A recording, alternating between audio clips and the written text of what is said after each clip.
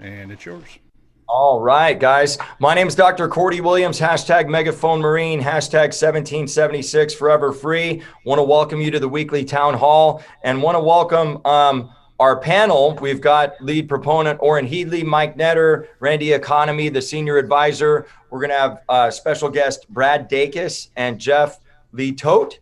I think I pronounced that right. Hopefully I didn't destroy that. And we also want to welcome Miss Robin, and we want to welcome CNN tonight. So glad you guys are on. We want to welcome all our viewers as well. Obviously, one petition, one mission. We're trying to get to 2 million. Well on our way. I think the total I heard, and you guys can update, is right around 900,000. So praise God for that. You guys can update us on that in a second. Great seeing all the press due to all the efforts of all these hardworking people on this panel and millions of people across California, that's happening. You know, me personally, one of the things I've noticed is just the influx of people that I'm getting into my office. If you guys haven't signed up on Recall Gavin 2020 and you haven't put your on there, I really want to encourage you to do that because, you know, just because of all the traffic, all the publicity that Mr. Netter talked about last week or a couple of weeks ago, I literally have gone from probably 3 or 5 people coming in my office weekly to 20 to 25 that, I mean, they're streaming in. So if your business is out there and one, you want to get more signatures because you're obviously watching this because you believe in our mission, make sure your business is on there because it's a great way to get more foot traffic in your business, but it's also a great way to get Gavin Newsom out of office. So with that, the only thing I'm going to add is a big event coming up in Washington, D.C. on the 6th. I want to encourage you to go out to that event, really in support of democracy in this amazing republic. If you want details about that, you can go to 1776foreverfree.com. And what I'm going to do now is turn it over to Mr. Netter. Hit that mute button. Mike, you got to unmute, brother. You've always liked me better on mute, but what the heck.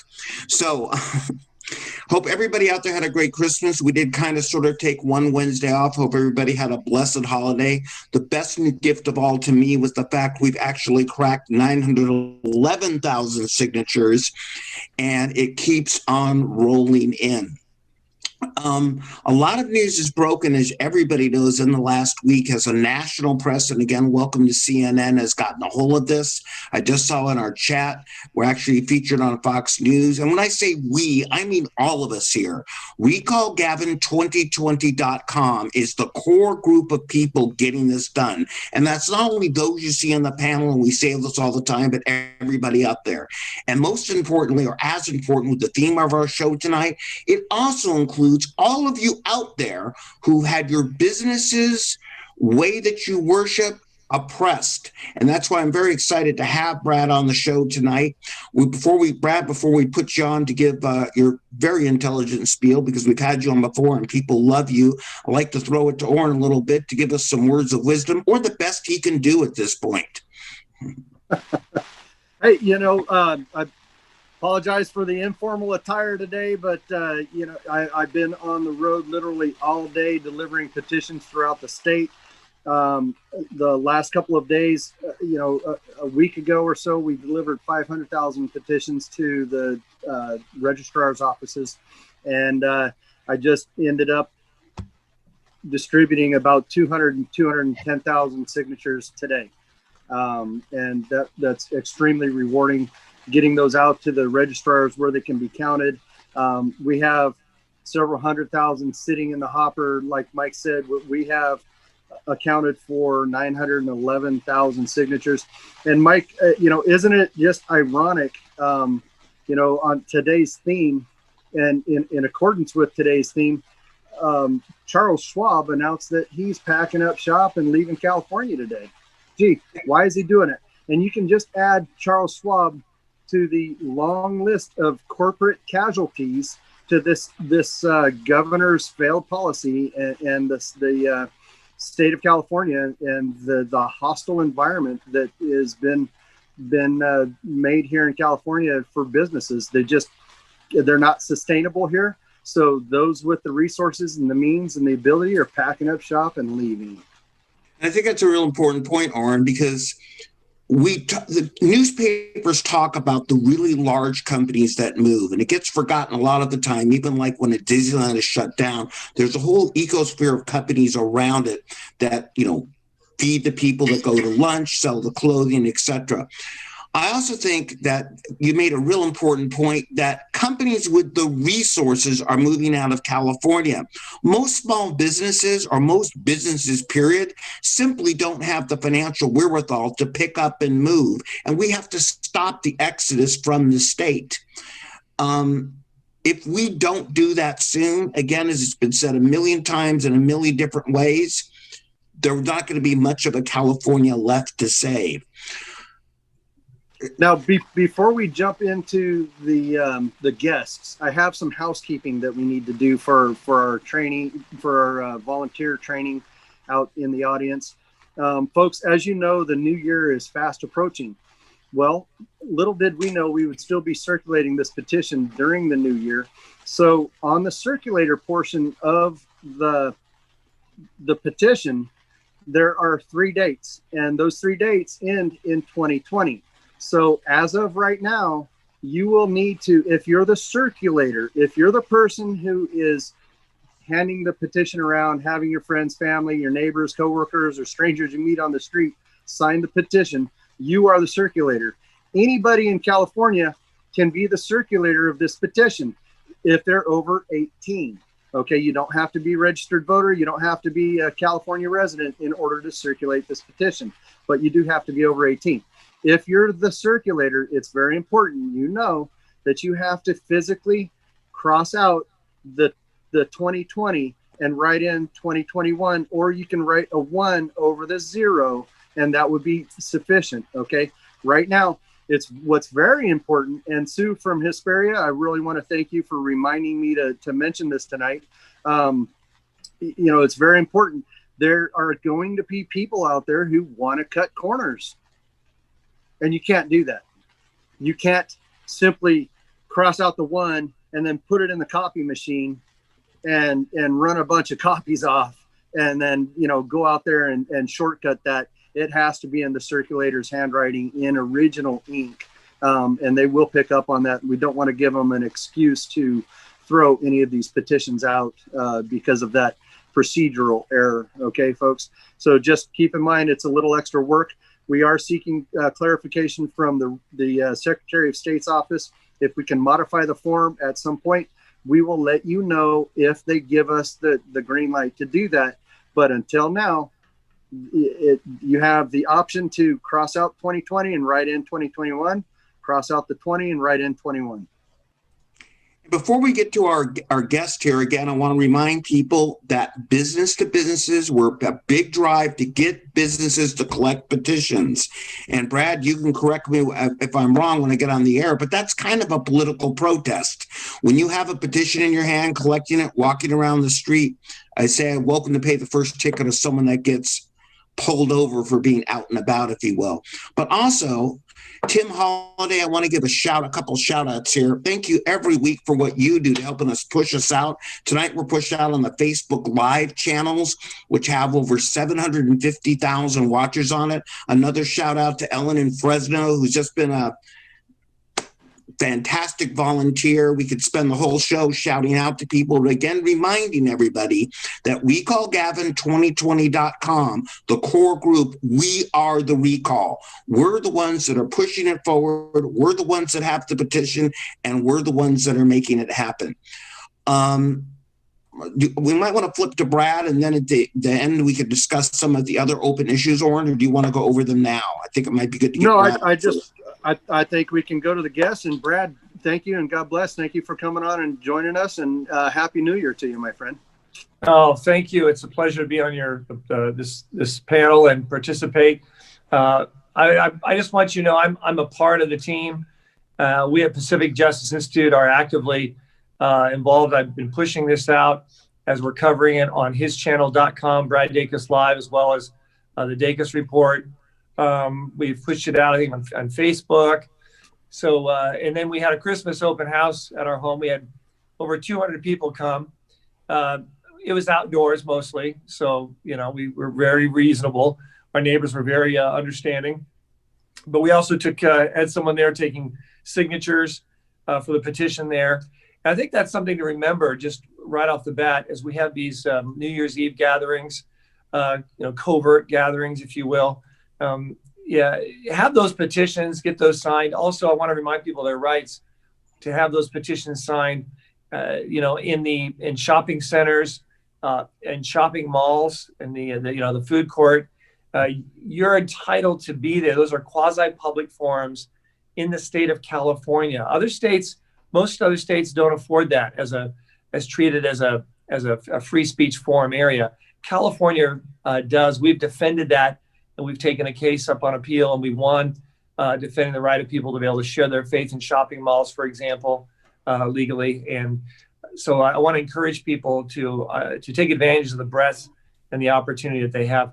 I want to also just discuss, if I can briefly, and I think this is what you guys wanted me to talk about, was where we are with the businesses being shut down, legally speaking, and how this is playing out. Where it's very, very intense right now.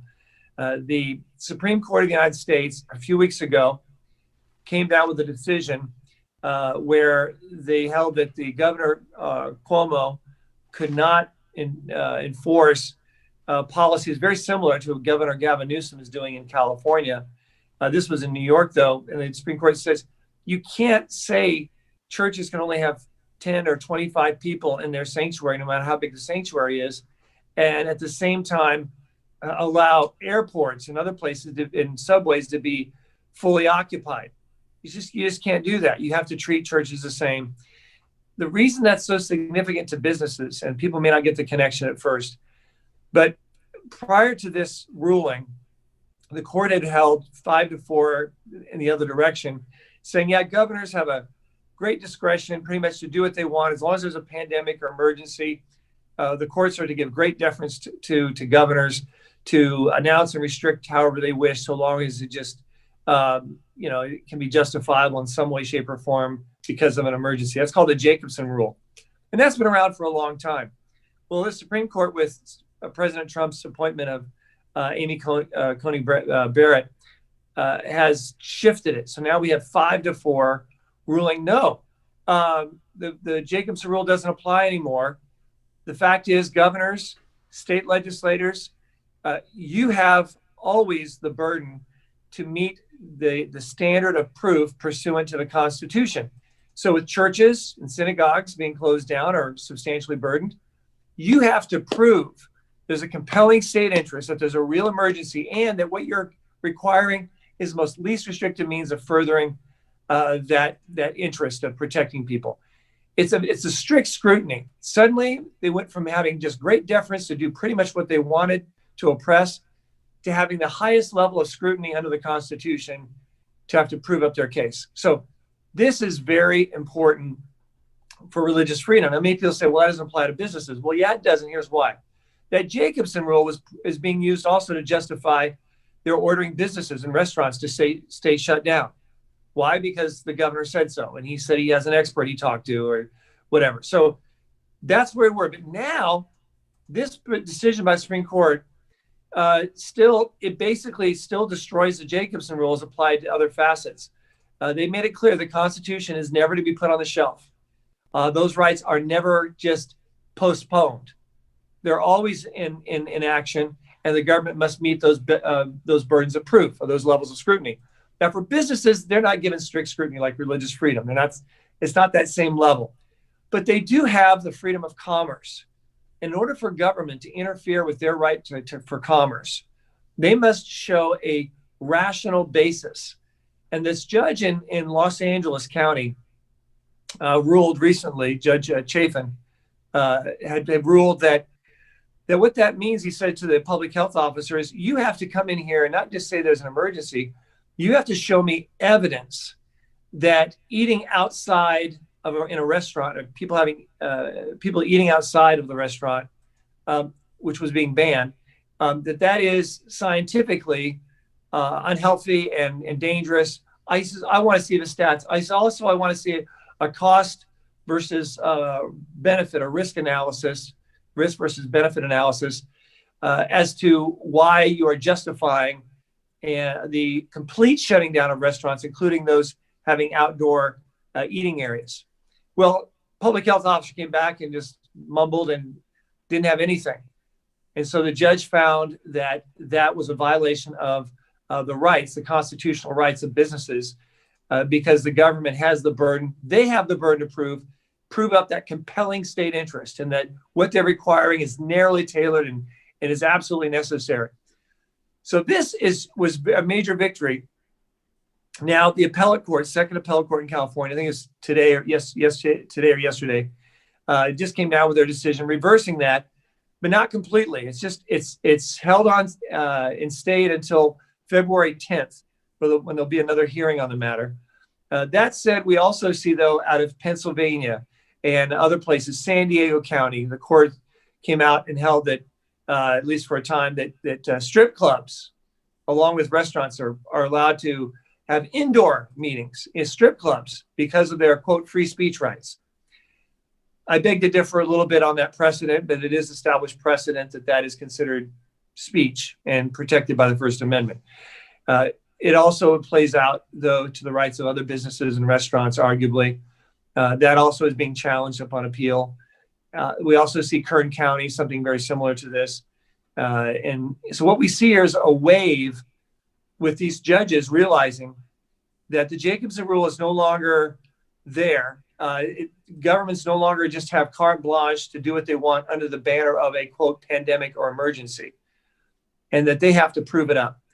What I see and what we see at Pacific Justice Institute is this trend continuing with courts and judges across the country challenging that, including in the state of California, challenging governor edicts like Governor Gavin Newsom's when it comes to shutting down businesses, seemingly in an arbitrary and capricious way, to quote the court in the LA case, arbitrary and capricious. That's not allowed. You have to show and validate and prove up your basis, your rational basis. And since we're talking about an emergency with health and safety, then you've got to be able to show that up with facts and actual information to show that you've assessed it and have regulations that are absolutely necessary and narrowly tailored to the most least restrictive burden it possibly can be on businesses, and yet still adhere to that proven up compelling state interest. So yes, that's the strict scrutiny test to actually apply to churches. But for businesses, they have the burden, though, to show and prove up that evidence of a rational basis. So that's what we're looking at right now. We at Pacific Justice Institute are in the process of having a major lawsuit against. We have a number of lawsuits, over 50 cases in active litigation.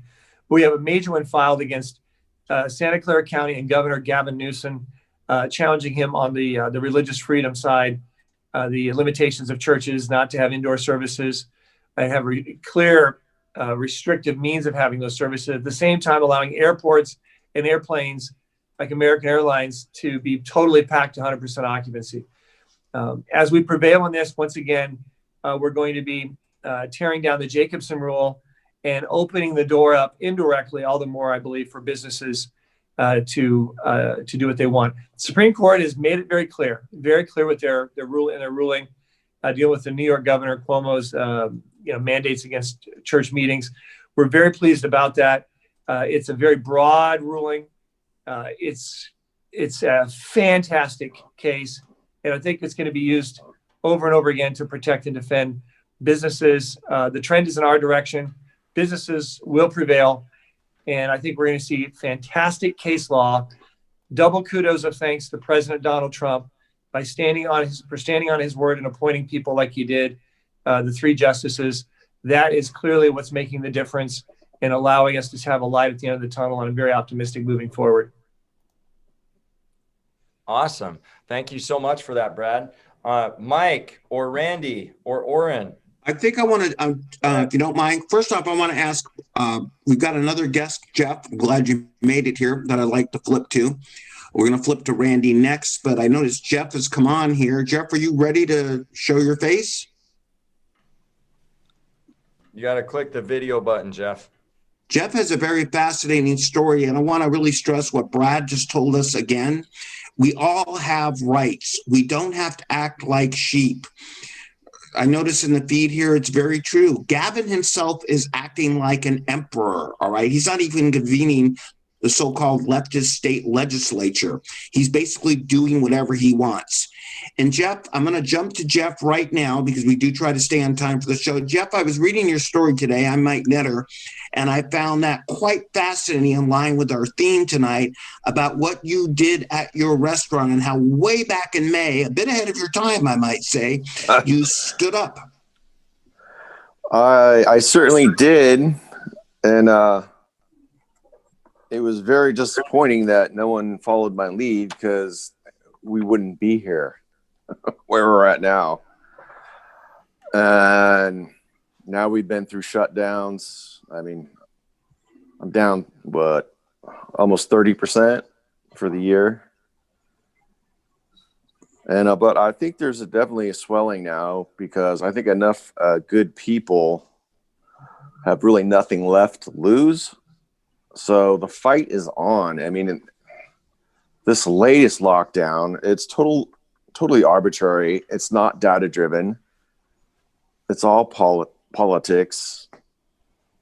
And I mean, the DA is after me for another 20 grand. I can tell her right now, if you're paying attention, I'm not going to pay you. Come and get it.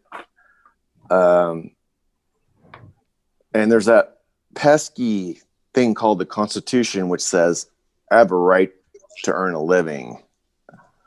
So, I mean, I think it's idle threats right now because I don't think they have a legal leg to stand on anymore because you look at all the other states that are open. There's counties that are open. There's sheriff's departments refusing to enforce this. I think the tidal wave is coming. And I ask all my fellow restaurateurs and anyone else, just open up.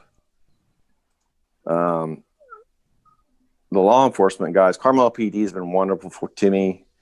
Every day someone's ratting me out and they have to come over. Hey, Jeff, sorry we're here. It's like, yeah, I know. I'm sorry to put you in this position. And they're, all right, see you later. And they, isn't that the same? Isn't that the same PD that tackled that person that for walking their dog on the beach because the beach was closed down and they tackled them into the surf?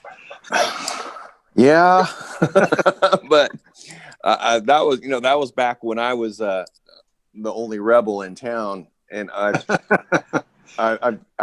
think they've learned the facts and realized that people's rights are being abused. We do back the blue here with this group. I'm former law enforcement myself. But there is that line that you got to kind of follow as far as following what you're told to do and what you know is right. Right. And I do have a Blue Lives Matter American flag hanging in front of my restaurant. Well, you are absolutely a true patriot, and we, it's heartbreaking to know there's so many businesses throughout the state that are struggling just like you. I mean, you're not alone. Do you belong to a restaurant association or anything like that? That, how are they treating you if you do? Sort of, kind of, but I'm just kind of the rebel. I do what I want, and they don't. In the past, they really didn't like hearing to what I had to say too much. So I just, I'm a low profile guy. I just run the business, that kind of thing. But it's you just know when it's time to fight. I mean, the Republic is at stake, friends. Wake up. And Jeff, you bring up an interesting point, too, that I've talked about before. I find it fascinating that the state of California, and yes, you're hearing correctly, revenues are predicted to be up, the surplus growing in the first 6 months of next year. And Brad, I want to toss back to you a little bit and ask a question. I hear this all the time. The ABC comes along, the cosmetology board, they change the structure of the fees. They take the fees up front and they shut down the business. Not all business owners, I get the polite word on the air, is your gumption, Jeff. What can they do? Because they're basically getting hit with more fines, more licenses to stay open and then shut down. Don't pay them. Well, I get the don't pay them, but not everybody again is because they kind of feel, I hate to say, strong armed like the mob. There was one over in Gavin where I live right now. That's a video that's gone viral where he's like, seriously, you're walking in as code enforcement. So, Brad, what normally as a business owner, if you got to take a couple minutes and say, for somebody like Jeff, when code enforcement walks in there, succinctly, you're saying they need to show them proof. The code enforcement people might not. What do you think? Well, as far as the code enforcement goes, they have an obligation to have identity. As far as to physically enter the premises, you can lay claim to your rights to deny their entry. I was speaking at a place, actually, it was an outdoor church gathering in Walnut, California, and there were 5 deputy sheriffs there on our side. Ready to defend the church and the gathering from any rioters or BLM or whatever that may try to be harassing. And then the public health officer came, and my instruction to the church leaders was ignore him. Don't give him permission to enter unless he wants to participate. Say only people who want to participate can enter. If you're here for any other reason, you're not allowed to enter. And do not engage with him. Do not, and that's what they did. So I do believe, as we see things progress, like the fines, a lot of fines have been levied against churches, for example. I believe that those churches are going to prevail because of the Supreme Court's decision, which, in essence, materially brings into question those fines that were levied against churches and synagogues and the like. In the same way, I think businesses, at the end of the day, may have a similar case to make, a different level of scrutiny, like I mentioned earlier, but still nonetheless have a potential case to make. And but it's been very frustrating to see the public health officers doing one thing while law enforcement is saying something very different. And as we're right now, we at Pacific Justice Institute are actually doing an analysis just for business owners.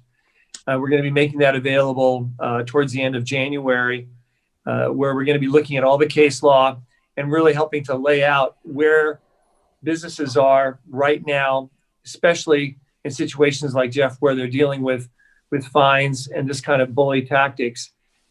It is tyranny. It is absolute tyranny. It is unconstitutional from our perspective. And I believe at the end of the day, that's what we're going to find from the Supreme Court, not just as applied for churches, but also as applied to businesses as well.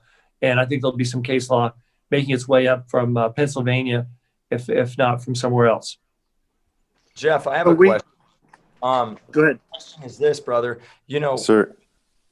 Kind of being in that industry where the profit margins are really, really slim. And, I've got friends in the Carlsbad community that they're standing up and they're teaming up. But before that, they saw a lot of their friends just, 20, 30-year businesses shutting down. Have you had any personal friends that, in this fight, you've kind of been like noticing, hey, this guy next to me, Charlie, he had a place that he started from nothing and he's no longer there anymore?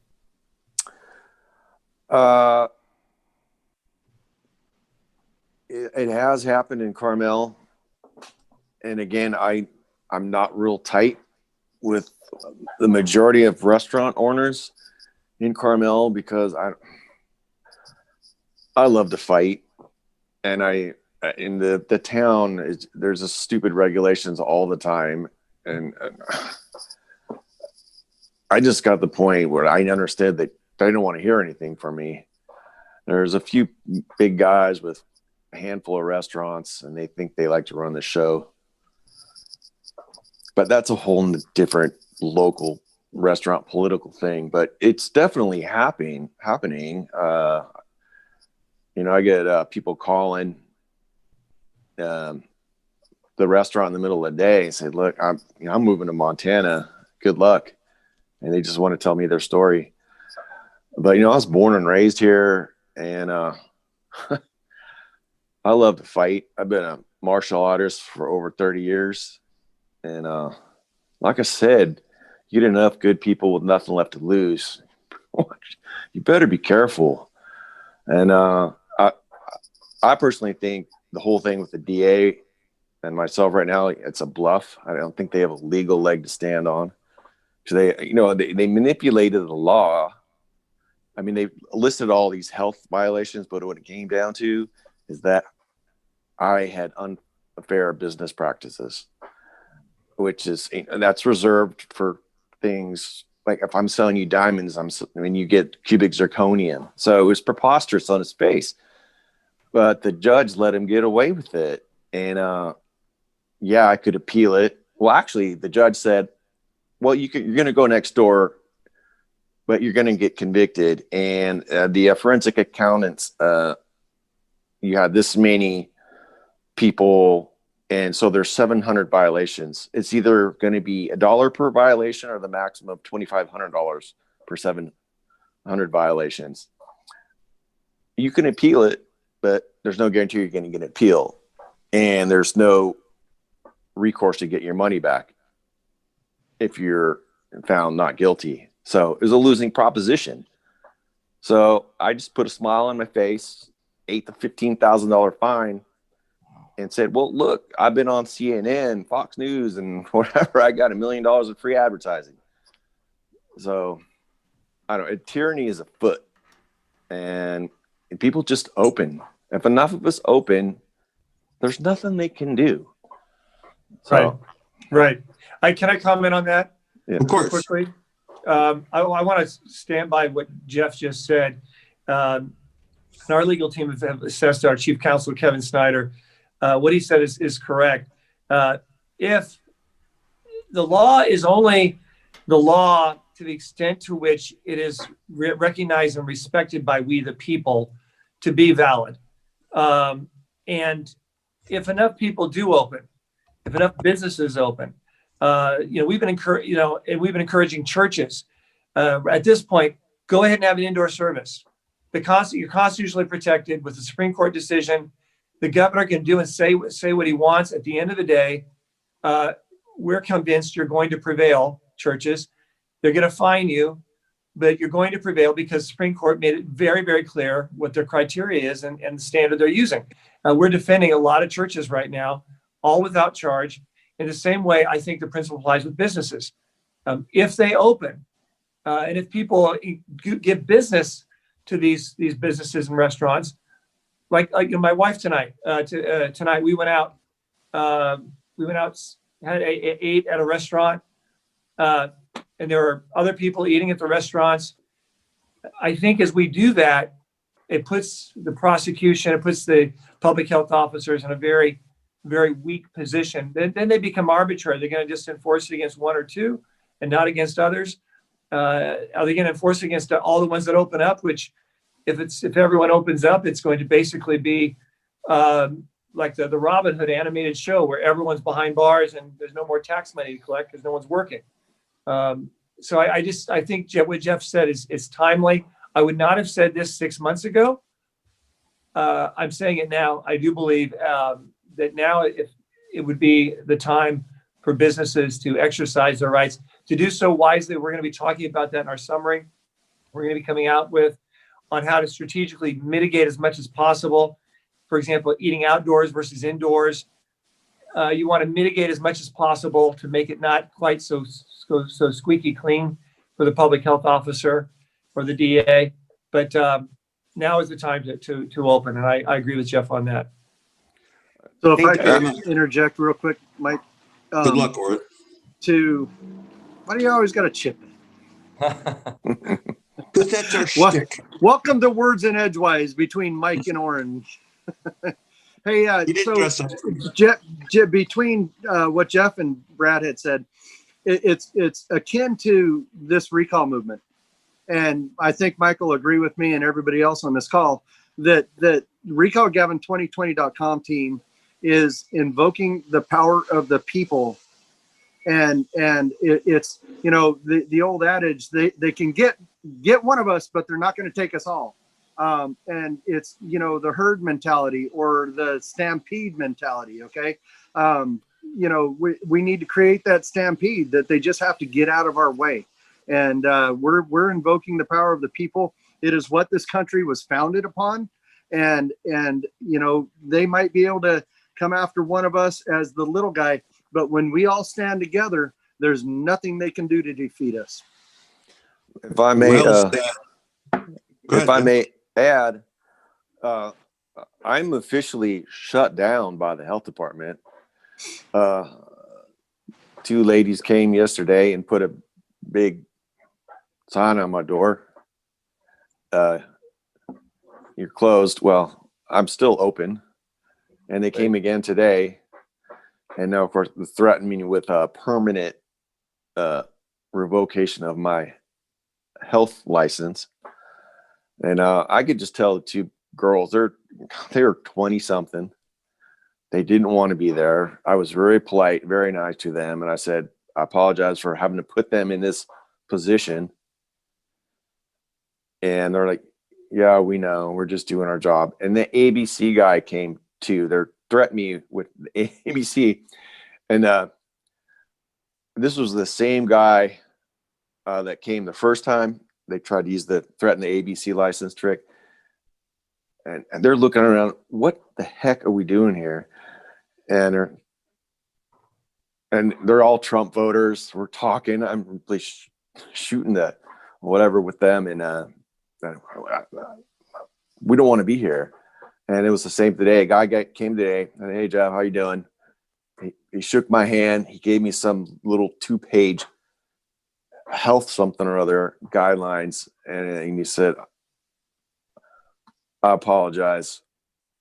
Good luck, man. That was the ABC. So I'm just telling you, everyone is watching this and has a restaurant. Open up.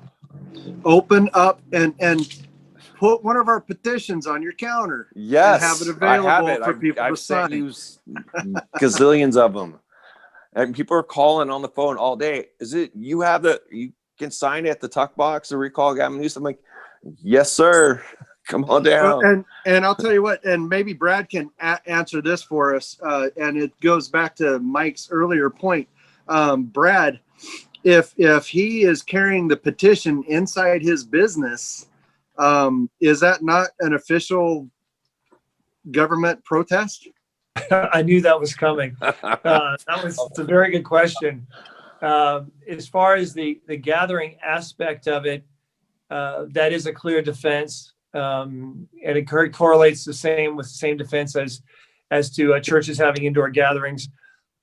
That may not be it may not cover the serving of food and selling of food necessarily, but it is an argument. It is an argument, and I think that's the kind of thinking we should have, not to make it as very easy for them to get away with the opposition to just make their case so simply. Like I say, factors, having outdoor eating instead of indoor is a mitigating factor. That's the judge in Los Angeles County just slammed the LA County for outdoor eating. As far as indoors, I think having the protest, having the petitions, I think that's a good aspect of it. You can say, this is a protest dining event, and here's the petitions, and that kind of thinking I think could be very helpful in moving forward. And but as far as health and safety measures, be implemented acts in every way, shape, and form. Distancing, masks, etc., to the extent to which you can. Those are all mitigating factors that we should be employing to make it easier for you to have a stronger case, and also to make you less likely to be targeted. Mike, I have one more point to make before I yield the floor. Okay, and were you finished? I didn't mean to cut you off, Brad, but I had to get in before Mike did. No, that's fine. Go ahead. And hey, so just so you know. What's that? Well, I know you guys are having fun. It's 7:24, just so you know. Okay. I'm going to keep this real short, but it ties it back to the recall. this goes for Jeff and everybody else on the call, in the governor's own words, and I quote Governor Gavin Newsom, from his governor's podium, given instructions to people how to avoid contact with our federal agents and how to avoid contact with ICE and how to basically abscond in our country. If they don't have a warrant, you don't have to open your door. If they don't have, you have to know your rights, Jeff. If they don't have a warrant, you don't have to open your door. I wonder how the governor feels about that advice now, when it's turned, the tables have turned, and it's in a different venue. But he, very clearly said, "No, abuela la puerta," and you don't have to open your door, Jeff. Yeah, come and get me. Well, by the way, I'm sure you've got a lot of friends. If you put the call out, my friend, if you put the call out, there'd be a human shield there in a matter of no time. Oh boy, to stand by with you arm in arm. And you don't want to mess with some of my friends. Well, I understand. As we I yield the floor, Mike. Thank you. We want to keep a little bit in the time frame of the show here. I want Randy to. About the time. Why don't Jeff, you made an important point, how media attention has helped your restaurant. Media attention has flowed into recallgavin2020.com. I say this quite often, that nobody the ABC to your restaurant is uniting California like Gavin Newsom, again, right and left, etc. So I want to flip to Randy Economy and ask you to do the impossible, as I usually do, and try to give us a quick media update in about 120 seconds here, because Randy is not the fastest talking man in showbiz, but he's certainly the most talking man in politics these days. I'm sure you're getting just as sick of seeing me on TV as I'm getting sick of seeing myself on TV. But again, welcome to the greatest televised recall revolution in the history of American politics. And we have been, I don't even know how to even describe these last 3 weeks or the last month and a half since I've joined this group. And I remember when Orrin and Mike came and had lunch with me, and they said, "Do you think you could try to get us on some TV and get us a little bit of media?" And I said, "Yeah, I think we could do that." I am not over exaggerating, because I've kept a list. We have done in the last 2 weeks more than 350 interviews. Just our core group, just the three of us, to talk about this recall and this massive movement. And I'm even getting sick of seeing me on TV. But no, in all seriousness, we have created a media firestorm. And we are now controlling the narrative. And that's what this campaign's about. It's not about having Gavin Newsom, who has free television every day for the last 11, 10 months, whatever it is, 2 and 3 hours a day. It's about what each and every one of you are doing out there in the field. And the media has not only paid attention, they have not only embraced us, we've become a media darling. And as a matter of fact, right now on Fox News, I'm just looking on the other side right now, you have Ambassador Rick Grenell and Congressman-elect Darrell Issa. They're both talking about our recall right now on Fox News. And today I spent a glorious 2.5 hours with CNN right here at my house in Cathedral City, California. They brought an amazing crew out here from Los Angeles, and they're going to do a huge story on us tomorrow. Not about me, but about you and about us. And and they've made a pledge to us, their producers in Los Angeles, that they're going to follow this recall from this day forward, because you know what? It's real news now. And it's all because of what you have been able to do out there in this amazing, amazing mass movement.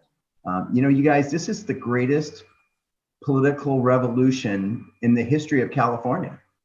We made what happened to Gray Davis, 20 years ago look like child's play.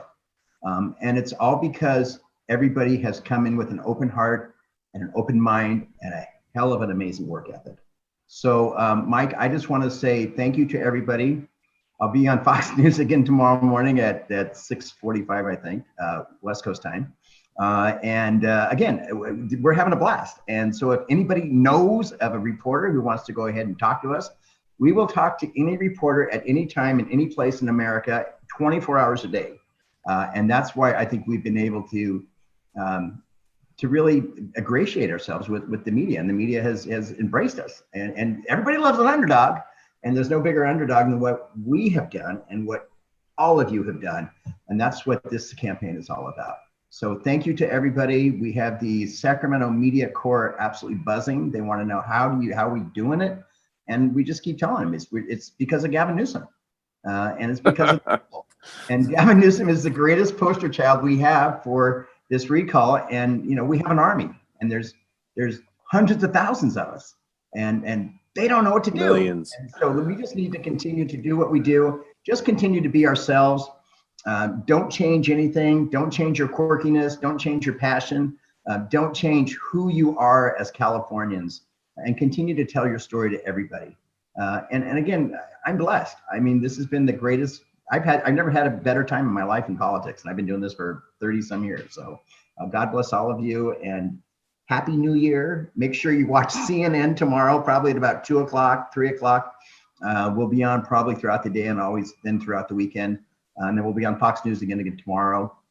There is some competing, noise chatter out there in regards to, other organizations that are, wanting to, get media attention to their particular involvement with this recall or whatever they're doing.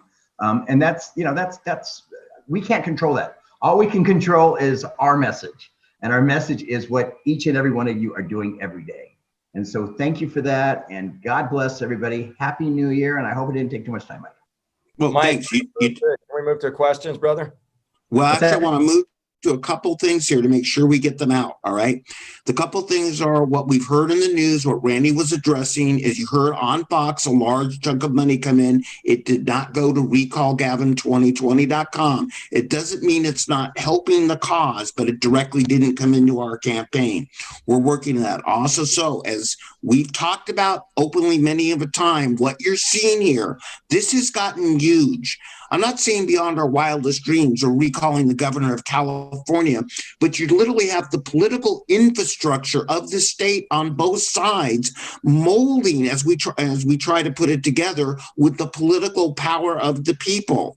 And that's what you're seeing right now, okay? This is going to get done, and there's going to be spots that aren't too pretty. I want to address Facebook for a second to do two things. We have 250,000 people in our Facebook groups and associated with other groups, and tonight this is literally going on groups to 700,000. Our groups are really right now are only putting up posts that have to do with recall events and the recall news along those lines. And I've seen in the feed tonight, Cordy, which is why I'm jumping in.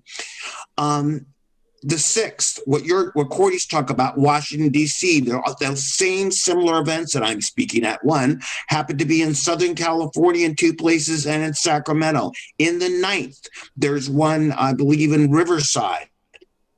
On New Year's Day at the Rose Bowl, this just in, we're not having a Rose Bowl or Rose Parade this year, but there is a protest of sorts. Go out, send people there, collect signatures. Again, that's what the Facebook groups are going to be focused on right now. Social media has been a core part of our strategy since the beginning. Now, we've got about 2 minutes for questions, Cordy. Why don't we try to get to a couple of them? Somebody was asking for the hate mail, but I guess we'll we're not going to do that tonight. I'm in too good a mood. The ones I wrote down a second ago, guy. Such a disappointment. That is a real disappointment. I just have to say,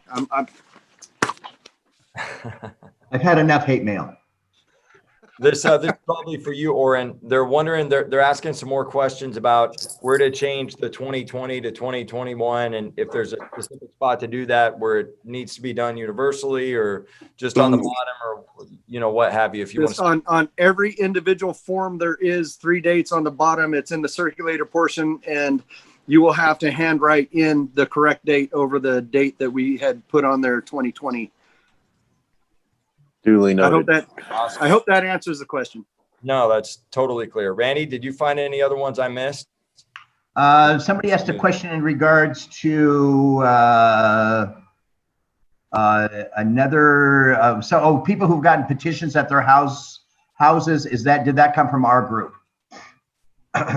Maybe Orrin wants to answer that question. Let me grab that one. There's petitions out there asking about Carl DeMille. Carl DeMille's changed an address on the petition. He is shipping them to us, so we're aware of that. We're trying to get that fixed. The petitions which are mailed to the House were mailed by a different group. Different agendas slightly, but the petition is all the same petition. So I don't want it. Online doesn't count. Just get that across to everybody. Yeah. Online doesn't count. RecallGavin2020.com. Everything is begot from there, goes in a one bucket to take back California. And we could spend an hour show addressing that, but the scoreboard is at the end of the day, again, you've got a lot of political people, and you're going to see more of them jumping into different aspects. As long as it is the Recall Gavin petition, which hasn't been altered, we're good to go. Go to the website for any information you need at recallgavin2020.com. I have one other quick question here. Evelyn Eunice wanted to ask Randy, will CNN slant their coverage to favor us or Newsom? You know, CNN and every other media outlet that we talk to every day ad nauseum, it's not about slanting the story, it's about telling the story. And all we can do is be our genuine selves and give all these media outlets what they want. And we can't control the media, but we sure can go ahead and control our narrative. And that's what we're trying to do at the very, very best as we can. But thanks for that question. Awesome. And just back to Mike's point, as far as the form goes, the one way people can tell if it's the authentic recallgavin2020.com form, on the very bottom of the form, there's an address to mail it into. That is P.O. Box 417030 in Sacramento. You got it. Cordy's going to be at some events. We're going to be back again next week. I want to add one fact, especially for the press that's listening tonight. I know we see on the feed too that California's turned blue, and I'd like to say hold that thought for a minute. I heard back in the Gray Davis days, right, way back when I was alive, believe it or not, that there was 41% Democrats and 34% Republicans. And so hence today, looking at the statistics, we must have gone blue. No, the reality is this. Today, there's 43% Democrats. They've gone up by 2 percentage points. Great. 24% Republicans. Huh? Here's the problem. I've said this before. Much of the state has simply not caring anymore. It's gone NPP, all right? You haven't seen the Democrats leap to 60%. And again, we're not about Democrat, right or left. We're about fixing the state of California. So I do want to end on this note. I've said this before. Whether you're right, whether you're left, whether you're NPP, get the word out there. We're all Californians, and whatever business you're in, we have to take our state back, and that action can be taken by recallgavin2020.com, something we can do today to change California in the future of our state and our country. I'm done. Have a nice night. Recall Gavin 2020. Happy New Year, everybody. Happy New Year. Happy New Year. Thanks for having me on, guys. 2021, baby. Let's do this. All right. RecallGavin2020.com. Isn't that amazing? Woohoo!